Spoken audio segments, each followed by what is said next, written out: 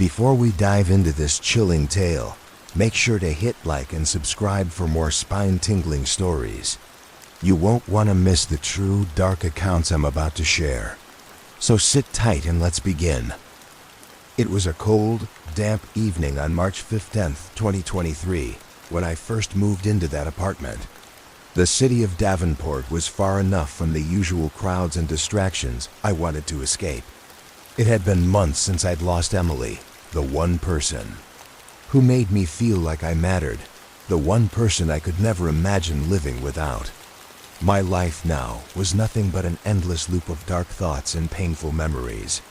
I didn't care much where I went anymore, as long as it was far from the reminders of her, the places we used to go, the things we used to share. So when I found this run-down building on the outskirts of town, I decided it was as good a place as any to start over. The apartment was a small, dusty one-bedroom on the top floor of an old building that creaked and groaned with every step. It had been abandoned for who knows how long. The landlord, an odd-looking man named Mr. Havens, was eager to rent it out. His smile never reached his eyes, and he spoke in a low, almost whispering tone. But it was cheap, and I needed to be left alone. I didn't ask too many questions. The first night was uneventful.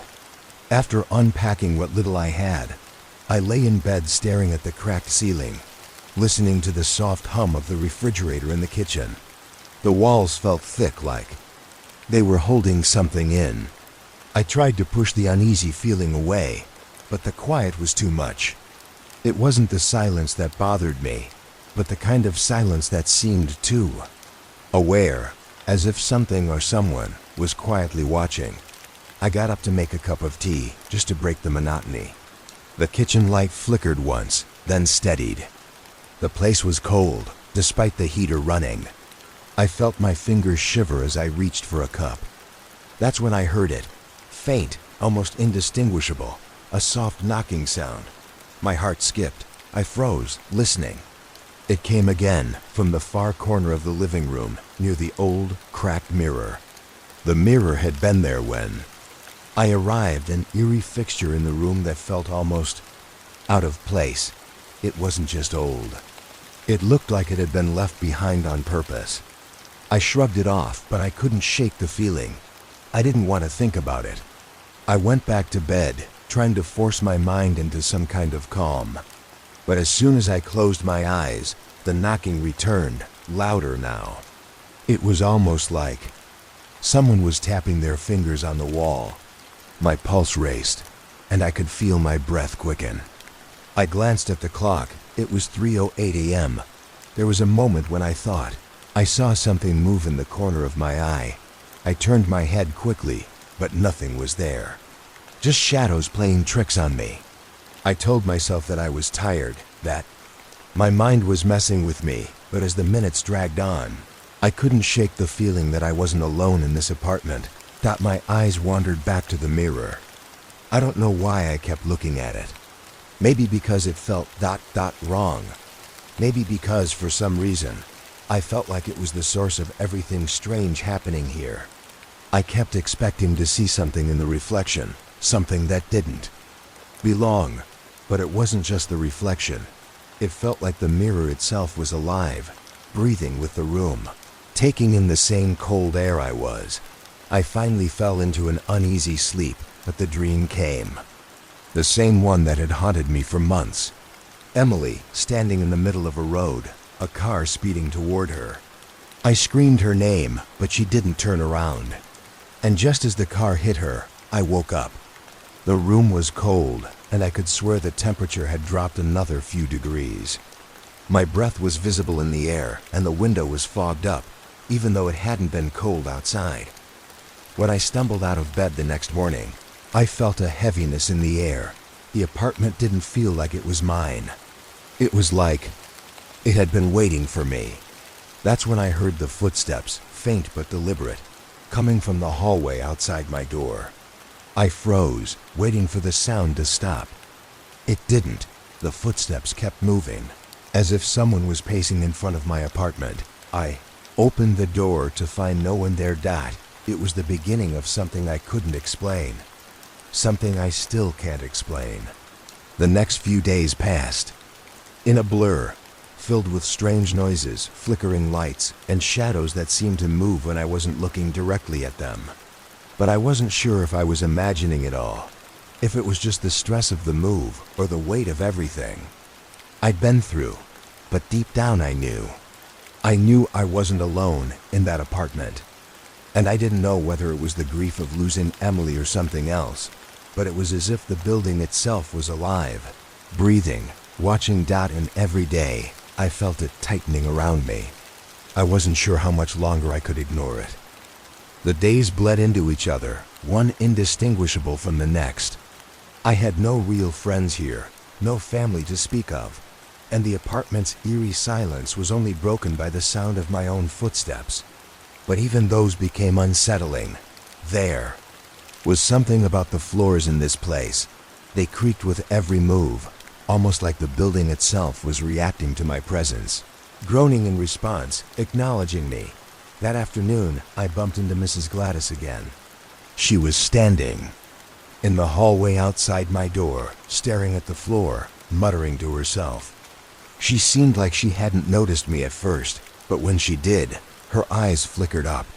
It was hard to explain, but there was a strange weight in her gaze. It wasn't like the look of a curious neighbor. It felt more like a warning.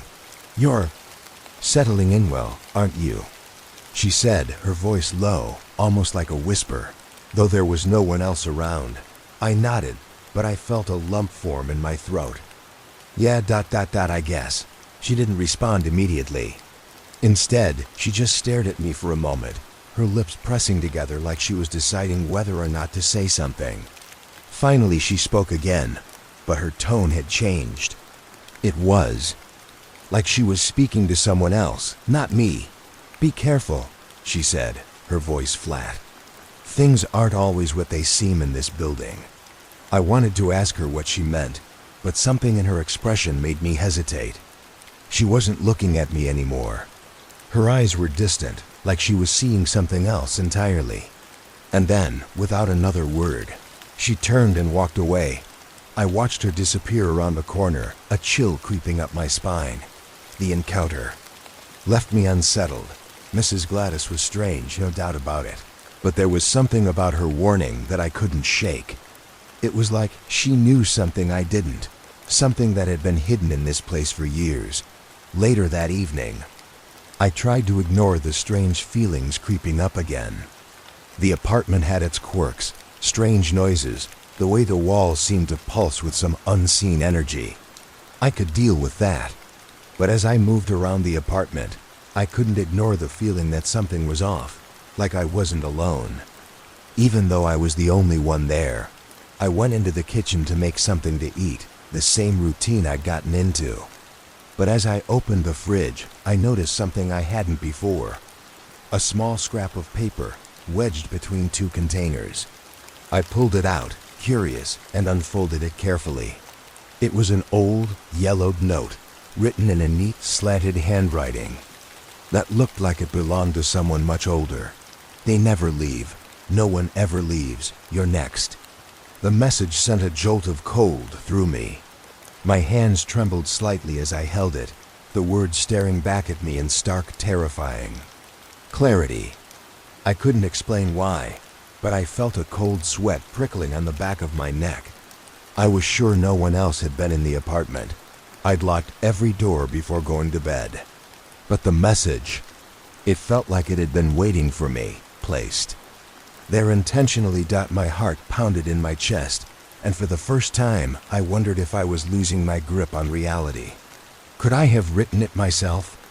No, the handwriting didn't match mine, and I didn't recognize the paper. Suddenly, the apartment felt much smaller, the walls closing in on me. I shoved the note back into the fridge, slamming the door shut as though that might somehow make it go away. I turned to leave, but that's when I saw it.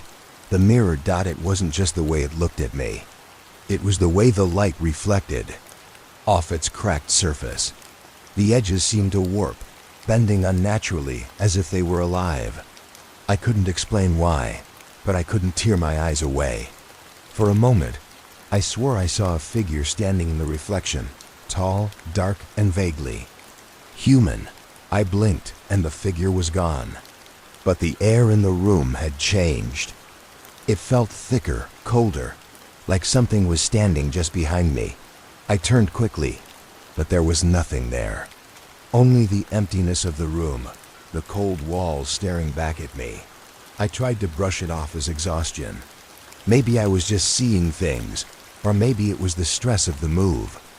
But something about that mirror, it haunted me. I couldn't shake the feeling that it was watching me, that it knew something about this place that IDN single quotes to dot later that night. I lay in bed, wide awake, staring at the ceiling. The whispers returned, faint, barely audible, like the wind carrying voices I couldn't quite understand. At first, I thought it was the building settling. But then, the whispers became clearer. They were calling my name, soft at first, then louder, more insistent. I sat up in bed, heart racing, my breathing shallow. The whispers were coming from the hallway. I held my breath, listening, but they stopped just as quickly as they had started. I wasn't sure what to do. Should I investigate? Should I call for help? I wasn't sure what was worse, the idea of checking and finding nothing, or checking and finding something I couldn't explain. But when the clock struck 3:08 a.m. again, I knew I couldn't stay in that bed anymore. I got up slowly, my legs heavy as if I were walking through water. I crept to the door, my hand trembling as I reached for the handle. But before I could open it, I heard a sound. The faintest of knocks, just like before. It was coming from inside the apartment this time. I stood frozen by the door, my breath caught in my throat. The knock came again, slow, deliberate, like someone was tapping their fingers on the wood. It wasn't coming from the hallway anymore. It was coming from within the apartment. The sound echoed through the empty space, and I could feel the weight of it pressing in on me, thick and suffocating.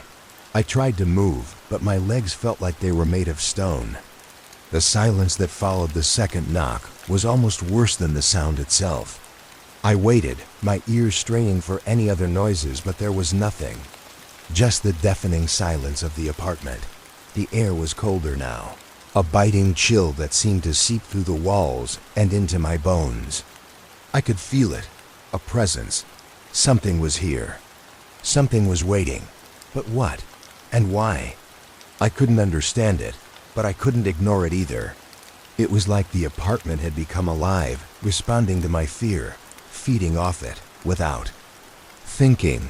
I grabbed the nearest thing, a broom I had left leaning in the corner, and slowly approached the source of the knock. I knew it was stupid. I knew I should have stayed away, but the need to find out what was happening, to prove to myself that I wasn't losing my mind, was stronger than my fear. I walked down the narrow hallway, every step feeling heavier than the last. The light above flickered, casting long shadows on the walls.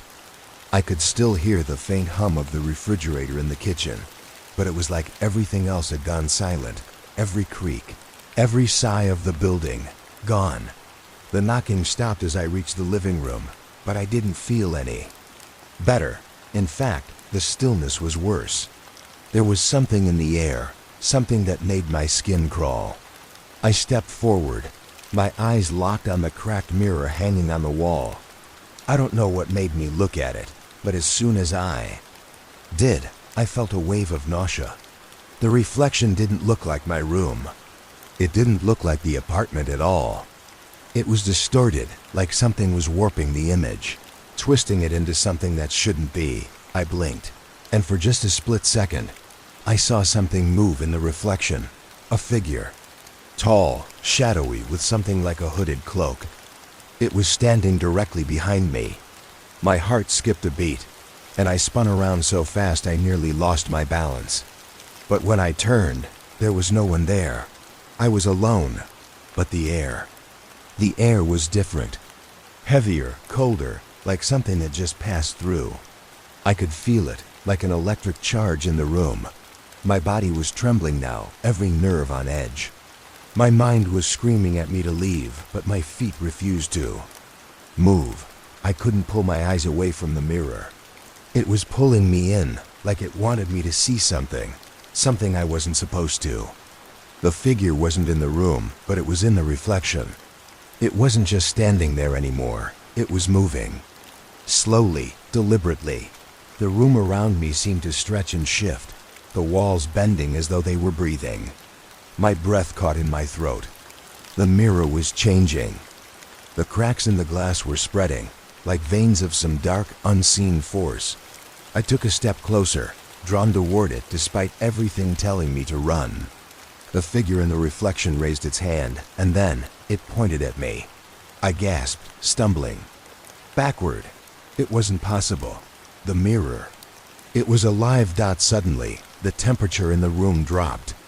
My breath came out in visible puffs, and I could feel the hairs on my neck stand up.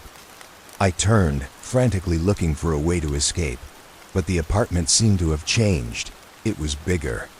The hallway I had just walked through was now longer, stretching beyond the walls, like the space itself was warping to trap me. I turned. Back to the mirror. The figure was gone. But in its place was something much worse. There were words scrawled in the glass. You shouldn't have come. My heart pounded so hard I could feel it in my ears. I took a few hesitant steps back, my legs shaking. I knew I had to leave to run, but my body wouldn't cooperate. It felt like I was trapped in the room, bound by some invisible force. That's when I heard it. A soft whisper, so faint I could barely make it out. You're not leaving. The voice was cold, hollow, like it was coming from inside the walls. My body froze. The apartment wasn't just haunted. It was alive and it was hungry. I couldn't think. I couldn't breathe. I didn't know how much longer I could stay in this place without losing myself completely. I knew that if I stayed, I might never leave. I was a prisoner here, just like everyone else who had ever stepped into this building. But there was something inside me, a fight that wasn't ready to die just yet. I took a step back, my heart hammering in my chest, and without thinking, I bolted for the door. The knob wouldn't turn. I yanked at it, pulling harder, but it was stuck, the wood creaking under the pressure. Panic set in as I realized I wasn't just trapped in the apartment. I was trapped in the building. That's when I heard it again. The knock, louder this time. It was coming from the door behind me, the one I had just tried to open. But now, the door wasn't just a door. It was something else. It was a mouth gaping wide, ready to swallow me whole. I pressed my back against the wall, my mind racing. I couldn't stay here. I couldn't survive this. Not if I didn't get out. Not if I didn't break free. I pressed myself harder against the wall, my fingers scrabbling against the rough, peeling paint as if it would somehow give way, like I could break through it, escape. But the door, that cursed door, it wouldn't budge. The knocking was relentless now, faster, more frantic, as if whatever was on the other side was trying to get in. The air was thick, suffocating. My heart felt like it was going to tear through my chest. The walls seemed to be closing in, inch by inch. I couldn't breathe. The temperature in the room had dropped so low, I could see my own breath clouding in front of me, like I was standing inside a freezer. But the cold wasn't the worst part. No, it was the sound. The knock, the whispering voices, the groaning of the building. Everything was twisting together, blending into a maddening cacophony that seemed to come from all directions. Tried to scream, but the sound caught in my throat, as if the very air had turned to stone. I had no choice but to keep struggling, my hands shaking as I pulled desperately at the doorknob, but it was useless. The door wouldn't open. I was trapped in the apartment, trapped in the building dot. But then I felt it, the sensation that had haunted me ever since I moved in. The feeling of eyes watching me, the weight of something unseen pressing down on me. Slowly, I turned my head, barely able to make out the figure in the dim light. At first, I thought it was my reflection, but no, the figure in the corner of the room wasn't me. It was someone else. A woman. Her face was pale, too pale, almost translucent. Her long black hair hung in wild tangles around her face, and her eyes, those eyes, black as the void, hollow and endless like they were, looking straight through me. She didn't move. She just stood there, staring at me. My heart thudded in my chest, each beat more frantic than the last. I couldn't take my eyes off her, but my body refused to move. I wanted to run to escape, but I couldn't. The terror was too overwhelming. I couldn't even scream. The woman's mouth twitched. A slow, chilling smile spread across her face, one that didn't belong on a human being. Her lips curled, revealing teeth that were too sharp, too jagged to be natural. She stepped forward, gliding like a shadow, her feet not even touching the floor. I backed away instinctively, but she was already in front of me, too close. Her eyes were locked on mine, unblinking, like she was reading every thought I had. "You shouldn't have come," she whispered, her voice like the rustling of dry leaves. "You won't leave." I opened my mouth to respond, but no words came. Out. I couldn't move. I couldn't speak. It was as if her presence had frozen me in place. And then, with a sudden jerk, she lunged forward, her hand reaching for my throat. I gasped, instinctively raising my arms to protect myself. But her hand passed through me, like she wasn't even there. She wasn't real. She couldn't be. But she was. The chill of her touch lingered in the air, freezing the space around me.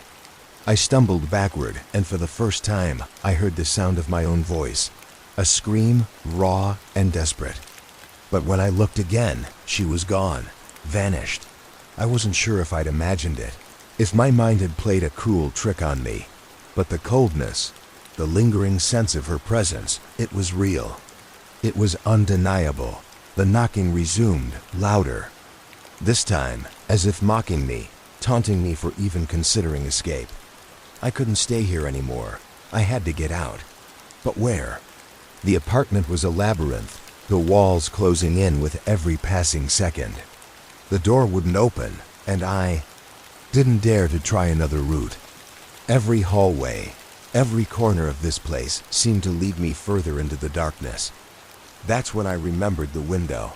I had forgotten about it in my panic. The apartment was high up, the 4th floor, but the window could give me a way out. I rushed toward it, the walls stretching further as I moved, the building groaning like it was alive.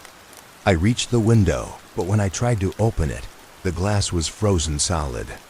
It wouldn't budge. My breath came in short, ragged gasps, and my hands fumbled in a frenzy to pry it open. The room was spinning around me now, the air too thick to breathe, the knocking still echoing, growing louder, more insistent.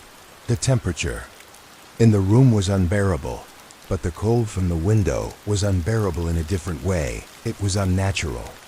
It was as if the outside world was frozen in time.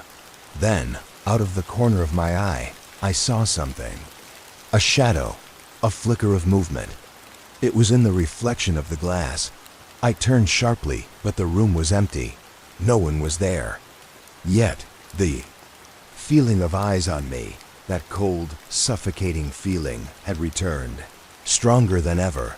I could hear footsteps now, slow and deliberate, coming from behind me. They echoed through the apartment, growing closer, closer, until I could feel them in the pit of my stomach. I spun around again, panic clawing at my throat, but there was nothing. No one. Just the stillness of the apartment. The silence. And then the door opened. I froze. The door, the one that had been locked, the one that had been pounding and shaking with unseen force just moments ago, was now wide open. I couldn't process it. There was no logical explanation. No one could have opened it. I hadn't heard anyone enter. My mind screamed at me to leave, to run, but my body refused to move. I just stared at the empty doorway, my heart hammering in my chest. The apartment seemed to stretch further now, the hallway beyond the door too. Dark to see clearly. I could feel the presence out there, lurking just beyond the threshold, waiting. The air grew thick, like something was pushing against the walls of the apartment, pressing in from all sides. The whispering had returned too, soft, low, barely audible, but unmistakable. It was coming from the hallway, from the darkened space where the door led. And then something moved.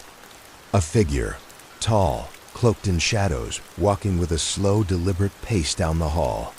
I couldn't make out any details, but the shape was unmistakable. It was there, real or not. It was coming toward me. My breath caught in my throat as I took a step back, my legs trembling. "Who's there?" I tried to shout, but my voice was a hoarse whisper. It barely left my mouth, swallowed by the oppressive weight of the apartment. The figure didn't respond. It just kept moving forward, one step after another, its presence swallowing the space around it. With each step, the air grew colder, heavier. The knocking, now deafening, began again, as though the very walls were alive. Shaking with anticipation, I wanted to bolt, to flee to safety. But I was rooted to the spot.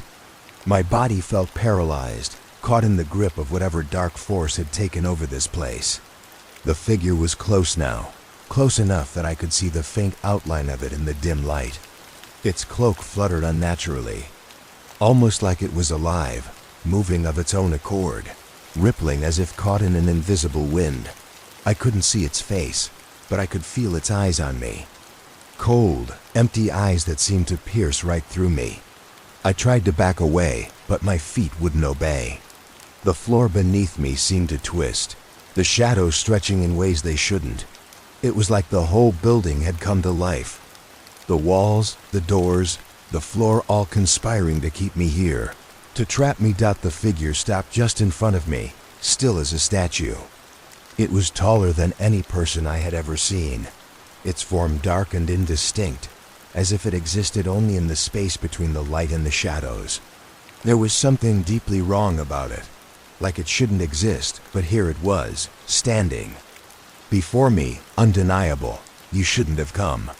The voice came out of nowhere, harsh and cold, like ice scraping against metal. It wasn't the voice of a person, but something far older, something that had lived in this place long before I ever stepped foot inside. The words echoed through the apartment, bouncing off the walls, vibrating the air. I had no choice. I whispered back, my throat dry, barely able to speak. I had to live somewhere. The figure didn't respond. Instead, its hand, long and bony, the fingers like twisted branches, reached toward me. I wanted to move, to dodge, to run, but I couldn't. I felt its coldness before it even touched me, a biting chill that ran through my body like 1,000 icy needles that had gripped my arm with terrifying strength, pulling me toward it. The touch was nothing like human skin. It was colder, sharper, like a hand made of ice. I tried to scream, but no sound came out. My body refused to obey, frozen in place. The figure's grip tightened, its fingers digging into my skin, sending waves of cold through me. "You will not leave." The words were like a command, heavy with something ancient and powerful. I felt my heart racing faster than it ever had before. My thoughts were scattered, broken pieces of panic and fear. I was about to die. I was about to be consumed by whatever dark thing stood in front of me. There was no escape. No hope. But just as I thought the world was about to collapse in on itself, the figure released its grip. The room went deathly still. The knocking had stopped. The whispering was gone. Even the air felt still, suspended, waiting for something. I didn't understand. Was it over? Was it done with me? I looked down at my arm, where the figure had grabbed me. There were deep, red marks where its fingers had left their imprint, like they were burned into my skin. But there was no time to wonder, no time to think. The building was alive, and it was getting ready to claim me. The door behind me slammed shut with a violent force, and the sound reverberated through the entire apartment. I spun around, but before I could react, the floor beneath me shifted. The building groaned, as if in response to some unseen command, the walls rattling with a sound that seemed to come from deep within the earth itself. I ran. I had no plan. No idea where to go. I just knew that I couldn't stay here. Not now. Not after what I had seen. The building was changing, warping, its very foundation shaking. It was alive, and I was its next victim. As I raced through the halls, the walls seemed to stretch further. The doors I passed were distorted, their handles slick with something I couldn't name. I was lost. Completely lost. I had to find a way out. But what if there was no way out? What if this was all part of the game? What if there was nowhere to run? My breath came in ragged gasps as I pounded through the corridors, desperate, panicked, but there was nothing in front of me but endless hallways. I turned a corner, and that's when I saw it, the staircase, the only way out. I didn't think. Twice, I ran toward it, my legs aching, my lungs burning, but I couldn't stop. Not now, not with the sound of the knocking, the whispers, the cold figure just behind me. I couldn't go back.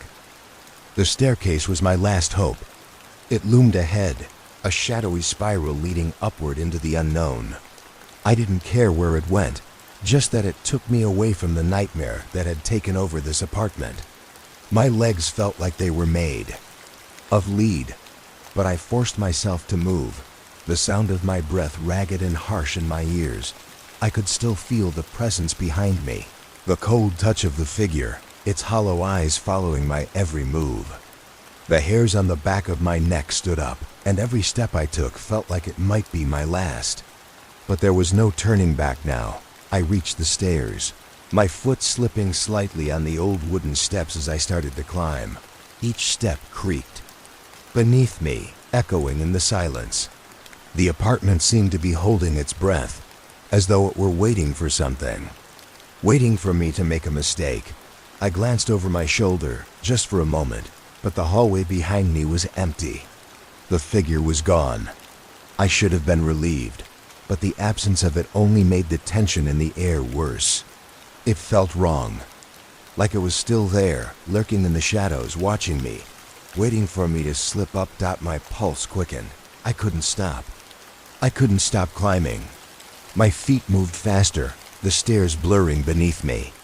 The apartment had to end somewhere, didn't it? It had to, but the higher I went, the more it felt like the staircase was never going to end. The steps stretched out in front of me, and the air grew heavier with each step I took. The walls around me were closing in, the space growing tighter, smaller, more suffocating. I had to escape. I couldn't stay in this nightmare for much longer. Suddenly, the knocking returned.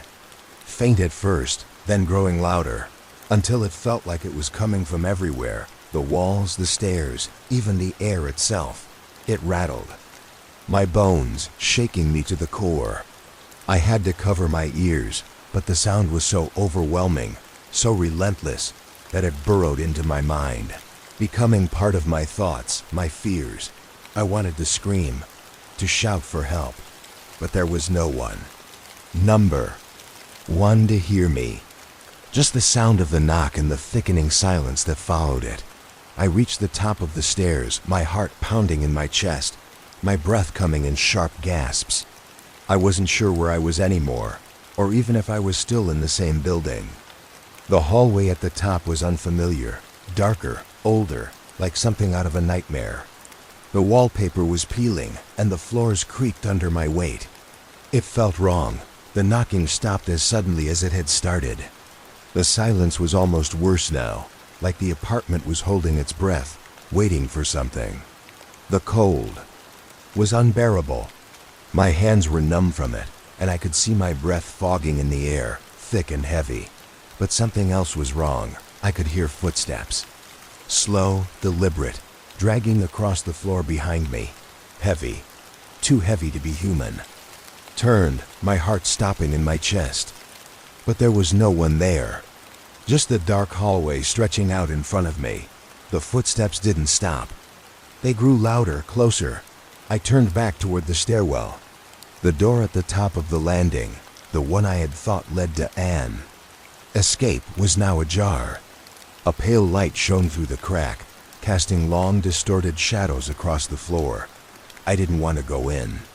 My instinct screamed at me to turn and run, to get away from whatever was waiting behind that door. But I had no choice. Every other path was blocked, every exit seemed closed, and the footsteps were now at my back, growing closer, closer. I pushed the door open, my hands trembling as I did. The room inside was a dim, claustrophobic space. The walls were lined with dusty shelves, some of them cracked and leaning to one side. The light came from a single flickering bulb above, casting strange, shifting shadows. The air was thick, with the smell of mold and rot dot, and there, at the center of the room, was a mirror dot. It was tall, antique, with a dark wooden frame.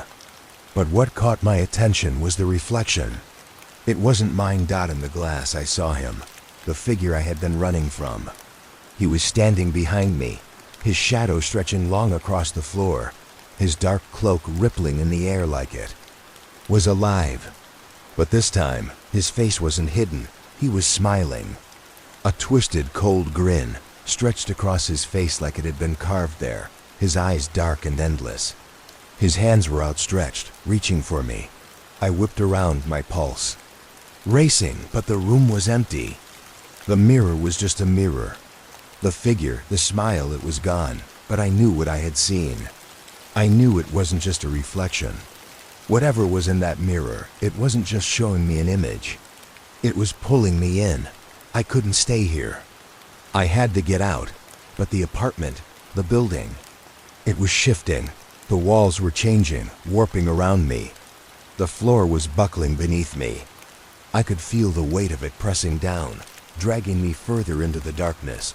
The knocking started again, louder now, more urgent. I ran.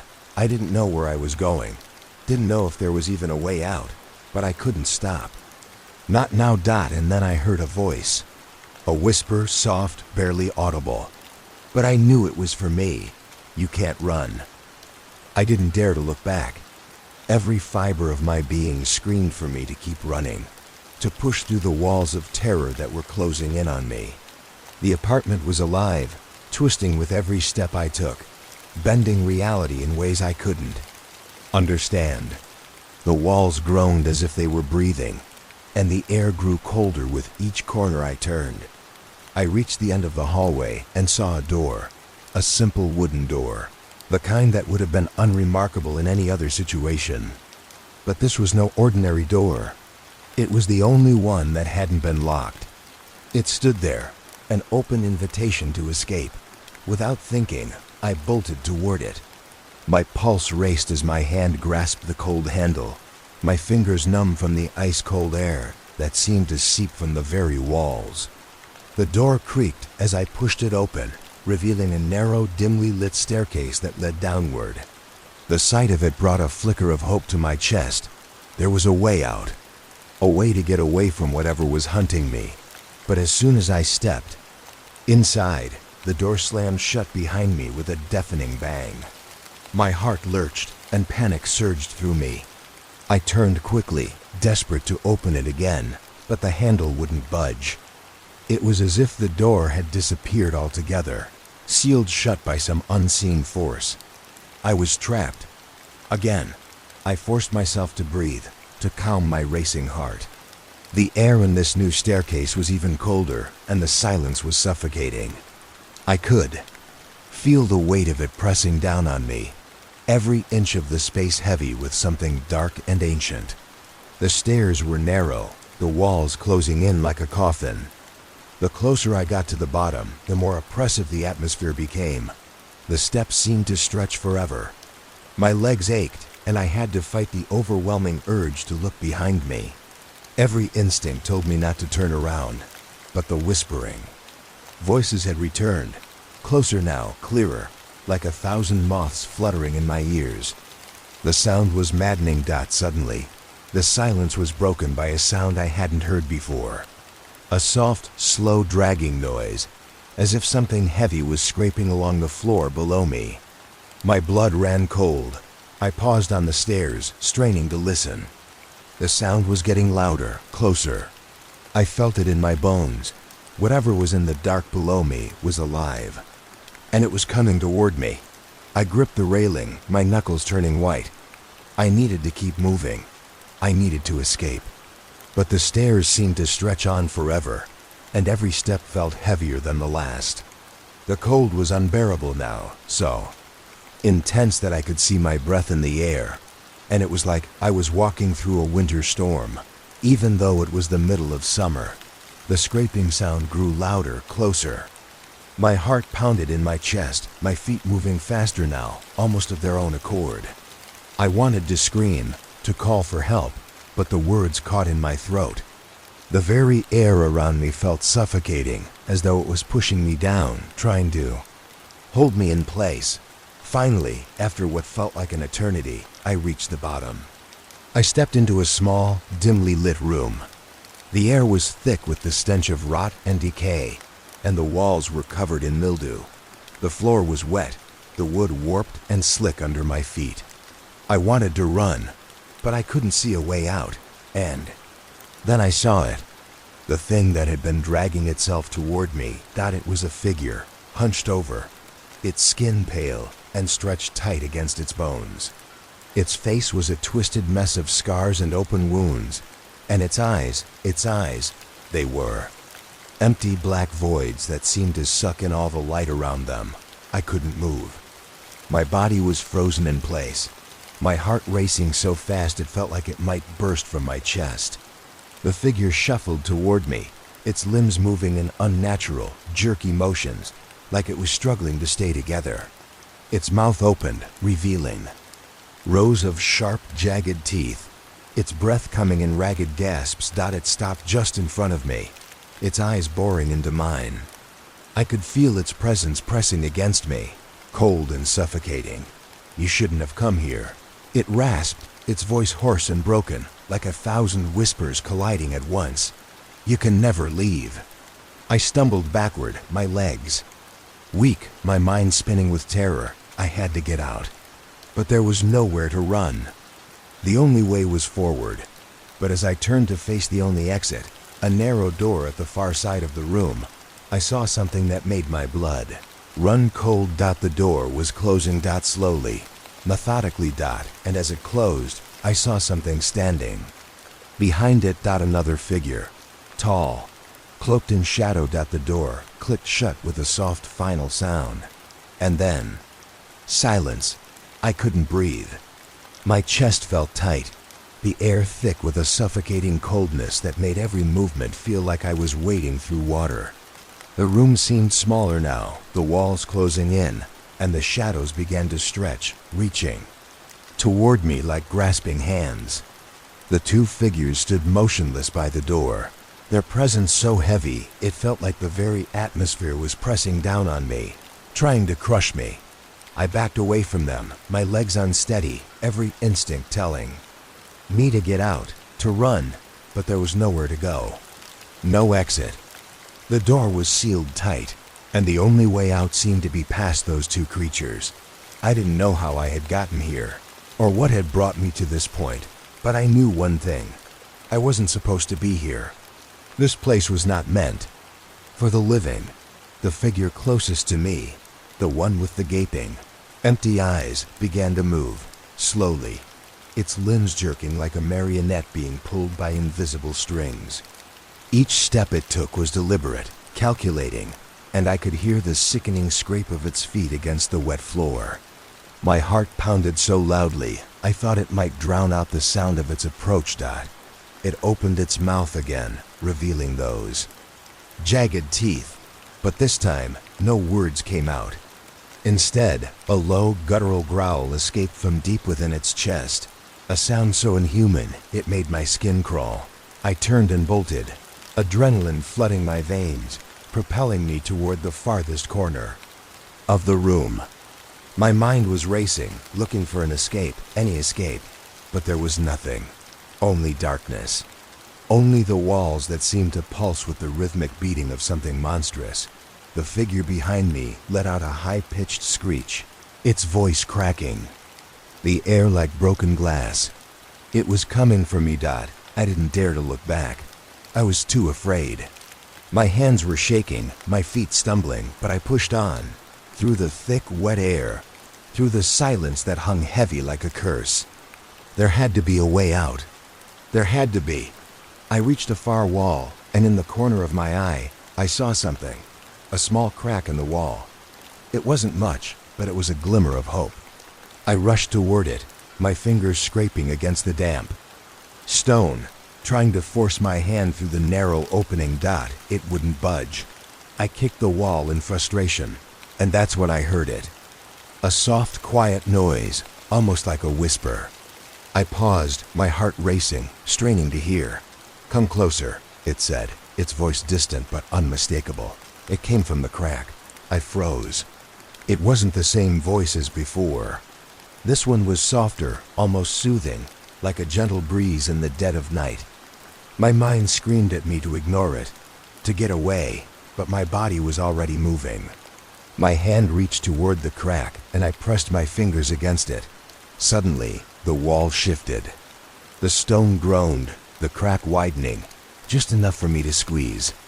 Through, I didn't think, didn't question it. I just pushed my way through, slipping into the darkness on the other side. The air was different here, cooler, fresher, but the darkness was deeper, thicker, more oppressive than ever before. I couldn't see a thing, but I could feel it, something watching, something waiting. I took a step forward, my breath held tight in my chest. The silence here was deafening. I could hear my own heartbeat in my ears. Every sound seemed to echo, magnified in the stillness. And then, in the distance, I saw it. A light dot at first. I thought I was imagining it, but no, it was real. A faint glow, flickering like a dying candle, just far enough away to make me wonder if it was an illusion. Had no choice. I had to move toward it. It was the only thing that seemed like it might lead to safety, or at least to something I could understand. I stumbled forward, my feet dragging, my mind numb with fear. The farther I walked, the louder the whispers became. The sound seemed to grow, filling my ears, a constant murmur that I couldn't escape. I couldn't tell where it was coming from, but it was everywhere, surrounding me. And then the light flickered again. But this time, something else flickered too, a figure, standing just beyond the light. It was hard to make out, but it was tall, hunched, like a shadow stretched long across the ground. My heart stopped. I tried to turn back, to retrace my steps, but the darkness around me had changed. The walls seemed to shift, twisting like they had a mind of their own, and I was trapped again. The figure stepped forward, its silhouette growing clearer as it approached.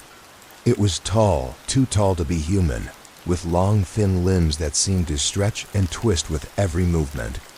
Its face was covered in shadow, but I could feel its eyes, cold, unblinking eyes that stared into mine with a hunger that made my blood run cold.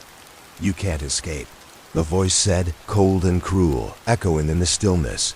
"You're already part of it." I felt a sharp pain in my chest, like something was being ripped from me, and I screamed, a scream that was swallowed by the darkness, but I couldn't escape. I couldn't run. It was too late. The air was thick, heavy with the tension I could feel in every breath I took. My body was frozen in place, my legs too weak to move, my hands trembling at my sides. The figure, that thing, stood before me, its form bending unnaturally as it moved closer. Each step it took seemed to erase any sense of reality, like the very ground beneath my feet was shifting under its presence. I tried to scream again, but the sound was stuck in my throat, smothered by the weight of its gaze. It didn't move. Its mouth, yet I could hear its voice clear as day, as though it were speaking directly into my mind. "You think you can escape this place," it whispered, its words cold and hollow, "but it has already claimed you."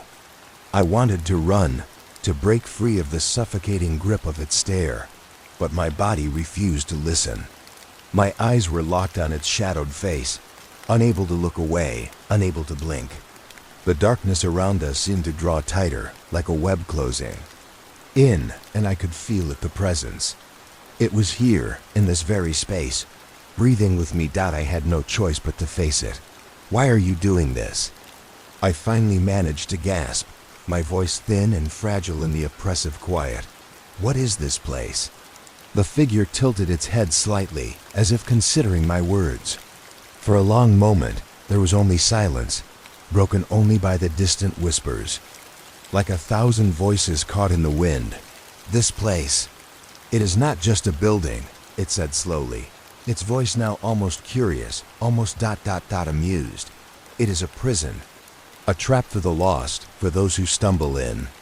You were never meant to find your way here, but you did. And now you belong to it, just like the others. My heart dropped into my stomach. The realization hit me like a punch.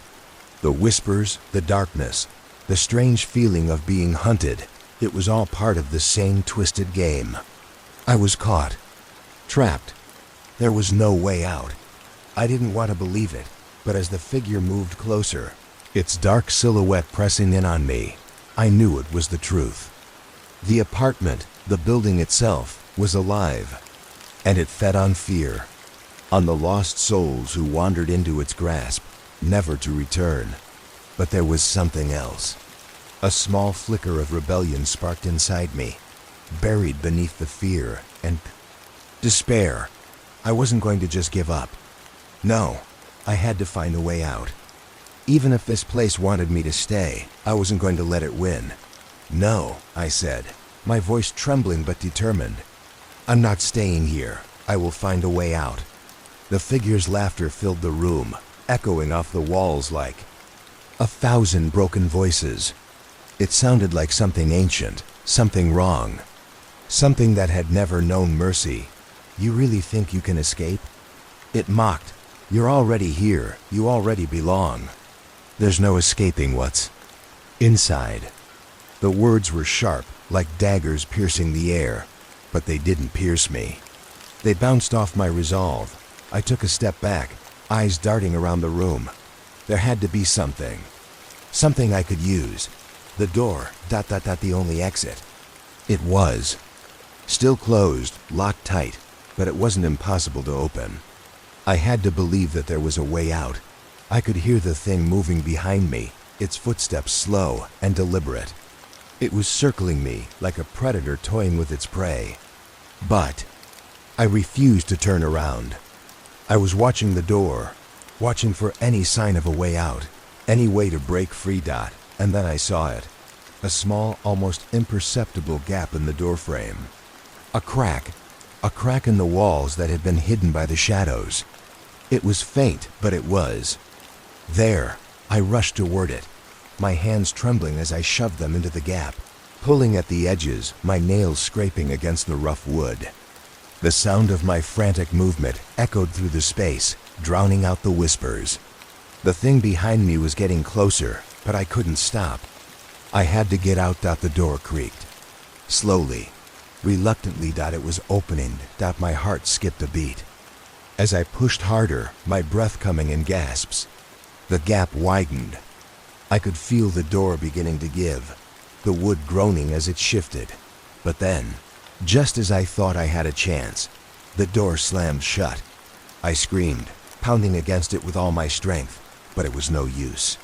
The door wouldn't open. The room was closing in again. The shadows were thickening, and then the figure was there, right in front of me, so close I could feel the chill of its presence. I didn't dare look at its face. Instead, I stared at the door. The crack, the way out. I wasn't giving up. I couldn't. And then I heard a voice.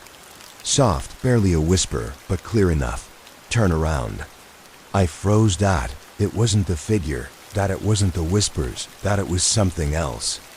Something or someone familiar. I didn't hesitate. I turned, heart hammering in my chest, and there, standing just behind me, was someone I never expected to see again. It was me. Not the version of me I knew, not the one with the fear and the panic and the desperate will to escape. No, this version was calm, almost too calm. My eyes, were dark and hollow, drained of any emotion, like he had already given up. For a moment, I thought I was seeing a reflection of myself in some kind of twisted mirror, but the eerie stillness of the figure before me told me otherwise. This wasn't just a mirror image. It was just something else. "Who are you?" I whispered, barely able to force the words out. The figure didn't answer right away. It just stood there, watching me with an unsettling patience, as if it was waiting for me to figure it out.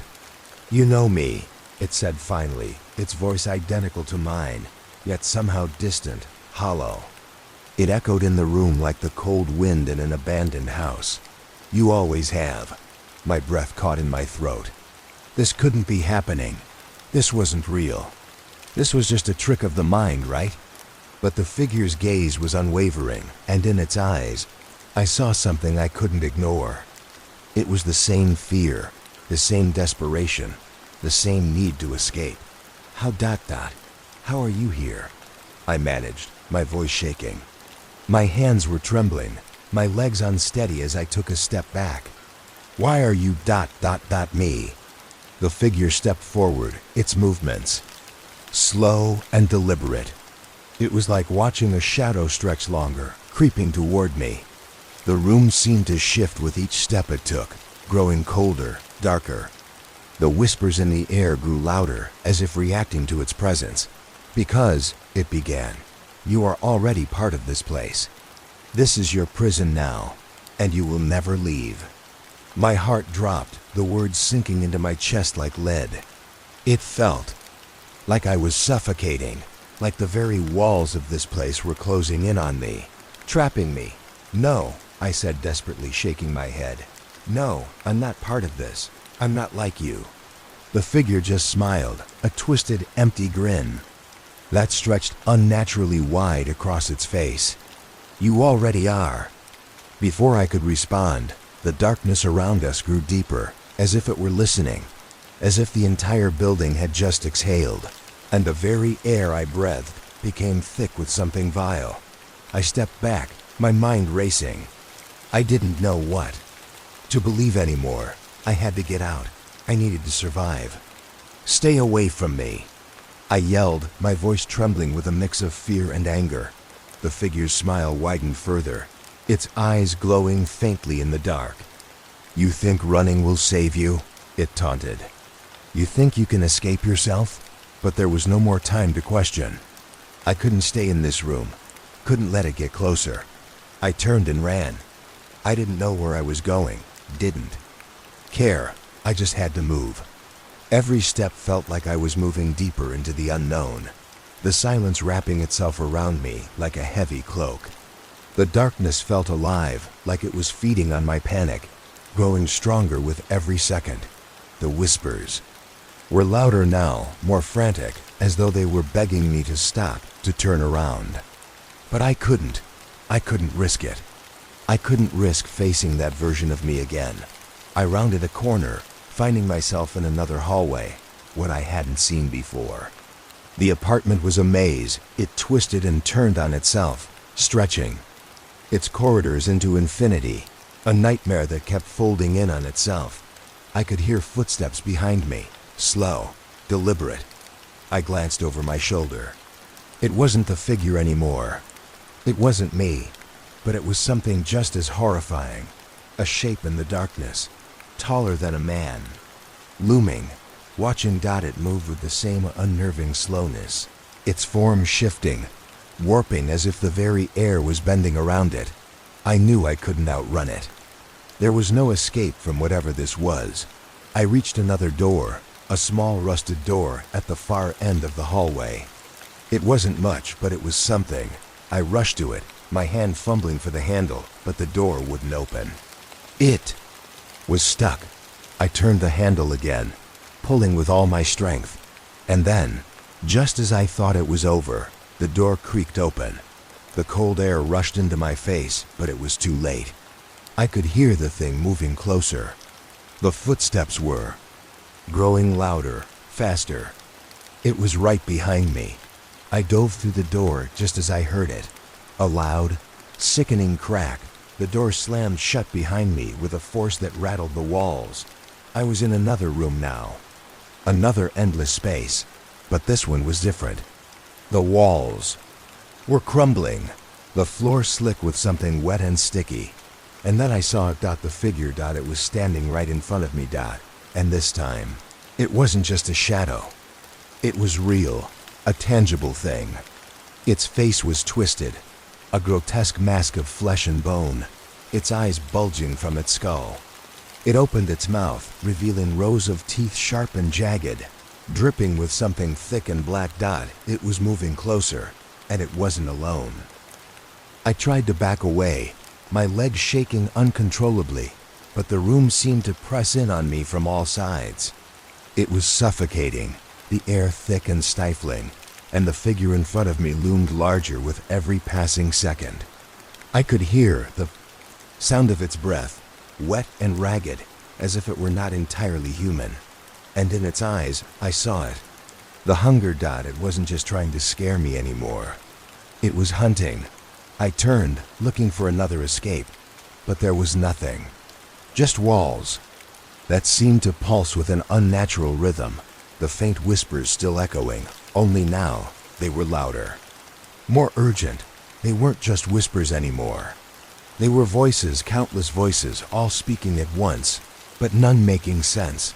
The thing moved closer, its feet dragging, the skin on its legs stretched thin, like it was made of something far more fragile than human flesh. The light in the room flickered, and for a split second, I could have sworn I saw other things in the shadows. Faces, hands reaching out, like they were trapped in the walls, clawing to get out. I stepped back again, but the room was closing in. The door, the only way out, was no longer there.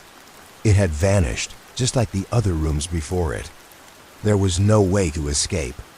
The walls were tight now, closing in around me, and I was running out of space. The figure took another step, its mouth gaping open, the air thick with its foul breath. And then, in a desperate move, I did the only thing I could think of. I ran at it. The creature didn't expect it. It hesitated, just for a moment, and that was all I needed. My hand found something on the floor, a long metal pipe, rusty and jagged. I grabbed it, swinging it with everything I had. It connected with the thing's shoulder with a sickening thud. The sound of metal striking flesh, but it didn't stop it. It didn't even flinch. Instead, it let out a noise. A low guttural growl that shook the walls around us. It was more than a growl. It was a command. A command that made my blood run cold. It spoke to the room, to the very darkness itself. And then the walls responded. I felt them. The walls around me seemed to ripple, like they were alive, like they were reacting to the creature's voice. Something shifted, and suddenly, the shadows moved, growing longer and twisting into forms. Twisted, broken forms that were barely recognizable as human. They were emerging from the walls like grotesque parodies of people, their limbs stretched, their faces frozen in horrific expressions. I didn't wait. I swung the pipe again, this time aiming for the creature's head. But it was fast, too. Fast. The thing darted out of the way, its movements unnervingly smooth, almost fluid. In one swift motion, it grabbed my arm, its fingers digging into my skin like claws. Pain shot through my body as I struggled, trying to break free. The thing's grip was unyielding, like iron. Let me go. I screamed, but it only stared at me, its eyes gleaming with something ancient. Something that didn't care if I lived or died. The room seemed to tilt, the shadows pressing in, the whispers growing louder. And then, in a moment of clarity, I realized something. The creature wasn't trying to kill me. Not yet. It was trying to break me. It wanted to break my will, to make me lose hope, to drag me down into the same darkness that had claimed everyone else. But I wasn't going to let it. I wasn't going to let it win. I fought with everything I had left, every ounce of energy. My other hand reached out, finding another object, a sharp shard of glass. I didn't think. I didn't hesitate. I drove it into the creature's side. It howled. The sound was so shrill, so unnatural, it felt like it was tearing the very air apart. The grip on my arm loosened for just a second, and that was enough. I wrenched myself free and stumbled backward, my heart racing, my mind screaming. The room was still shifting, still closing in, but I couldn't stop. I couldn't give up. I couldn't be like the others. I ran. I ran blindly through the shifting, twisting hallways that seemed to stretch on forever. The creature was still behind me, but I didn't look back. I couldn't. The whispers were growing, filling my ears, calling my name. They were louder now, desperate, pleading, like they were begging me to stop. But I kept running. Finally, I reached another door. It was just like the others, worn and old. But this time, it was different. I didn't hesitate. I grabbed the handle, yanked it open, and threw myself inside. I slammed the door shut behind me, gasping for air. I could still hear the creature outside, but it wasn't getting closer. It was just waiting. I turned around, finally allowing myself to catch my breath. But as my eyes adjusted to the dim light of the room, I froze. It wasn't a room, it was a cell. A tiny, suffocating space with no windows, no doors. Just stone walls closing in on me. And in the center of the room, I saw it. A mirror. I didn't want to look. I didn't want to face it. But something in me, some part of me, made me step closer. And when I did, I saw myself. But it wasn't me. Not anymore. The reflection in the mirror was no longer human. It was empty. Hollow eyes stared back at me. A twisted smile stretching across a face that wasn't mine. And then, the reflection spoke. "You've been here all along." The words echoed in my mind. "You've been here all along." My breath caught in my throat and the room spun around me. I couldn't breathe. I couldn't think. My body felt like it was being crushed under an invisible weight.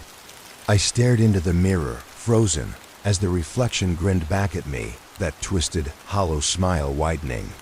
The face was mine, but it wasn't. It was something else.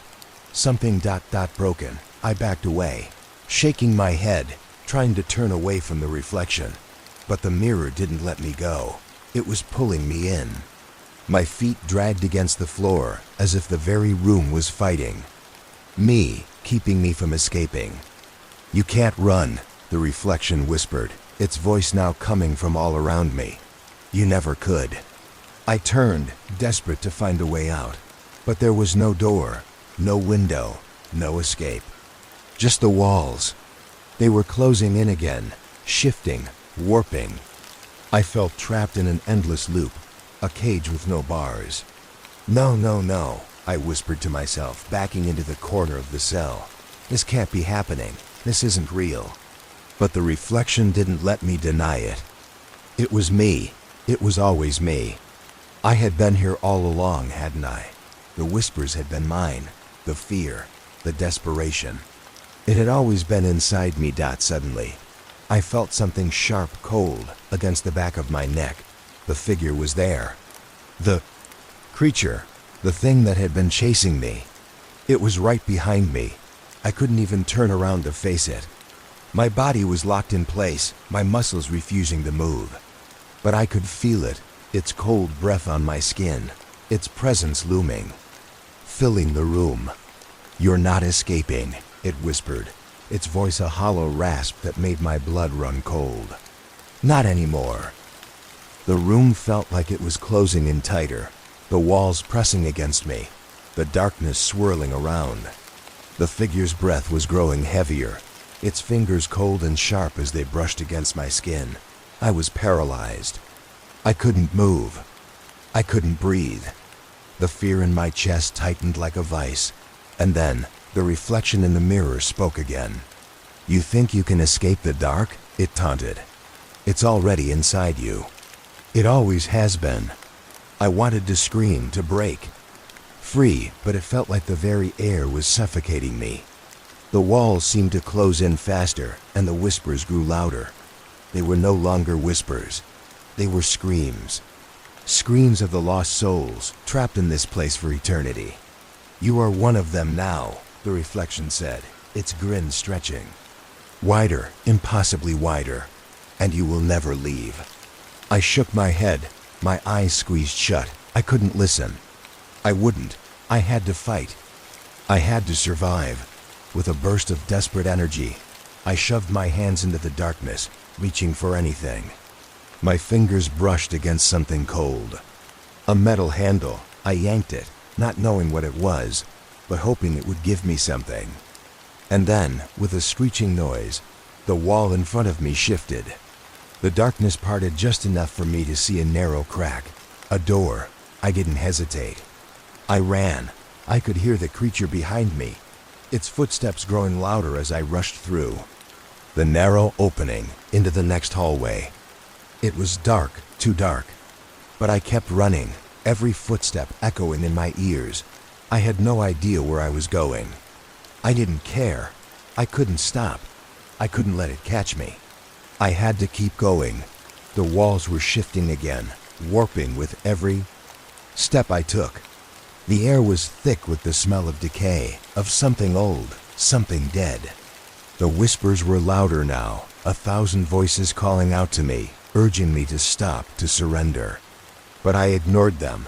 I heard the creature's growl behind me, closer now. I could feel the vibration of its steps shaking the ground beneath me. It was getting faster, angrier. My heart was pounding in my chest, my breath ragged. I couldn't keep this up. I was running out of time, and then out of nowhere I stumbled. My foot caught on something in the darkness, and I crashed to the ground. I scrambled to my feet, but it was too late. The creature was there. Its cold fingers gripped my arm, pulling me toward it.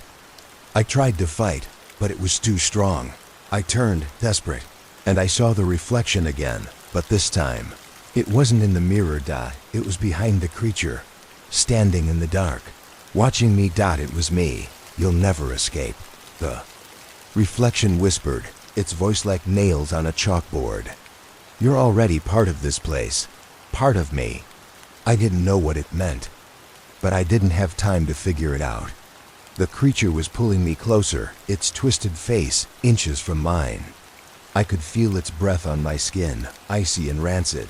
Suddenly, I had an idea. A wild, desperate idea. I pulled my arm free from its grasp and lunged for the shard of glass I had used before. My fingers found it, slick and sharp. I gripped it tightly, swinging it toward the creature's face. The glass pierced its skin, and it screeched, a high-pitched, unnatural sound that seemed to tear through the very air. But it didn't stop. Instead, the creature's form twisted, like it was melting, its body collapsing into shadows. And then, the shadows rushed toward me.